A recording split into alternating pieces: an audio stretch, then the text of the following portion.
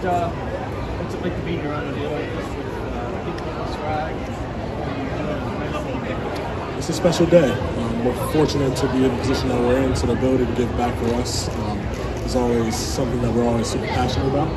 The kids and the event that the Fanatics put around across 30 different cities is incredible.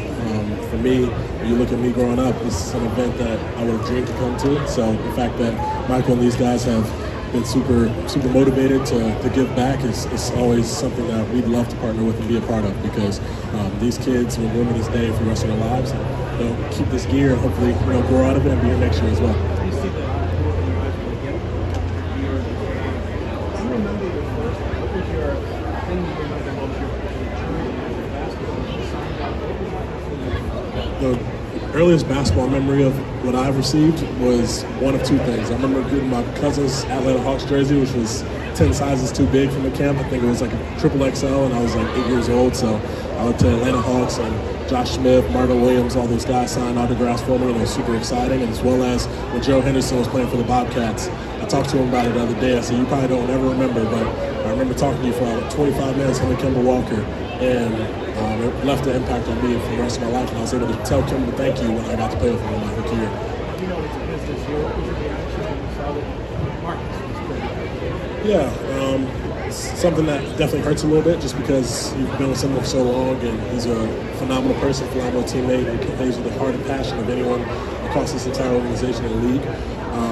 And you have to understand that parts of the business. You have to be excited about where the team is headed and what direction they're trying to take. You have to trust Brad, and you have to not really hold too much against it, because we know that Marcus is going to be great wherever he goes. He's in a great situation with a talented team, and they needed him. They needed a player like that. They needed a player to defend and also be able to shoot and knock shots down and lead. And he's very, very able to do that. And this team is going to have to step up in that absence, because he was such a huge part of this organization, this franchise, this tenured Celtics history. He's a true Celtic. So losing that is definitely going to hurt, but we got to wish him luck and pray for him along the way. Grant, what happened?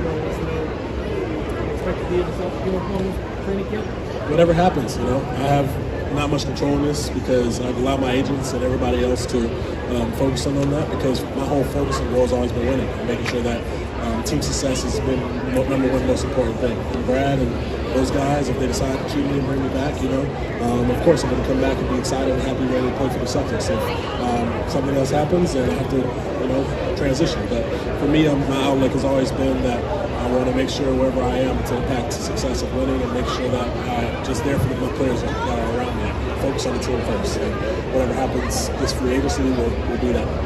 Grant, what happened with the hand? Why do you have surgery there, and how are you feeling overall physically? I'm feeling great. Physically, feeling really, really good. Had the surgery on the hand after the season, did it in March, and played through it the whole season.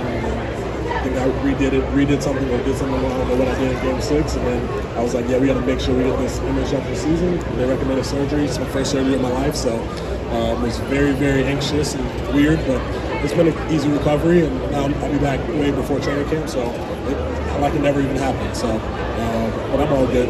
Feeling all good and ready to go. And what do you think of Kristaps? What does he bring to the Celtics, and how do you see yourself fitting in next to him potentially? Kristaps is amazing. He's a talented player. He's huge. He blocks a lot of shots. He's active. He's a guy that can play outside of man as well.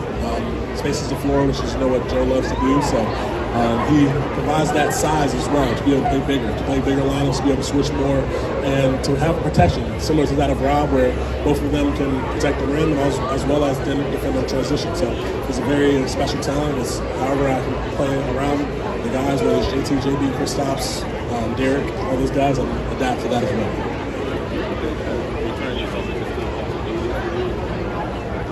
Absolutely. It's just a matter of the decision of whether or not it's needed. Cap-wise, it's with the new CBA. I think all these teams, as you see, are trying to get the trades in and contracts done prior to the CBA truly being enacted. So you're going to see a lot of all-in pushes. So if the Celtics decide to do that, I think that's kind of how it will work out. If not, then it helps the financial a little bit, but it definitely changes the numbers when you look around.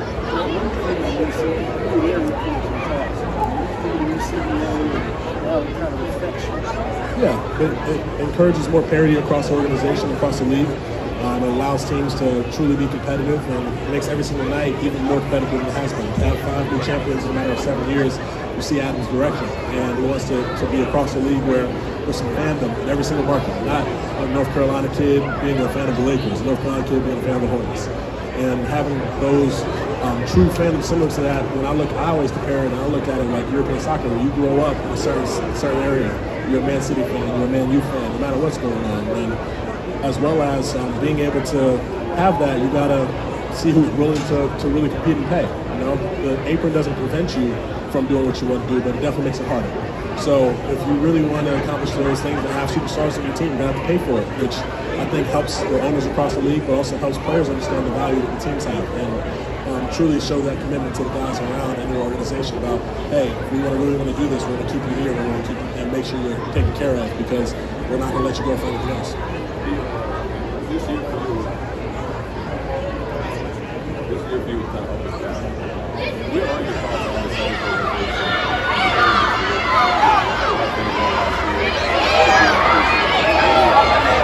Yeah, for me, I just keep my head down. Whatever the team needs out of me, I try to do the best. And you can have your opinions and thoughts, but they don't really matter when it comes to basketball. You got to just focus on your job, make sure that you come prepared every single day, no matter what organization you're playing for, because nothing's going to be perfect wherever you're at. So the grass isn't always green. You have to be able to evaluate every circumstance you're in and come in with a great mentality. Thank you, guys. Thanks, Grant.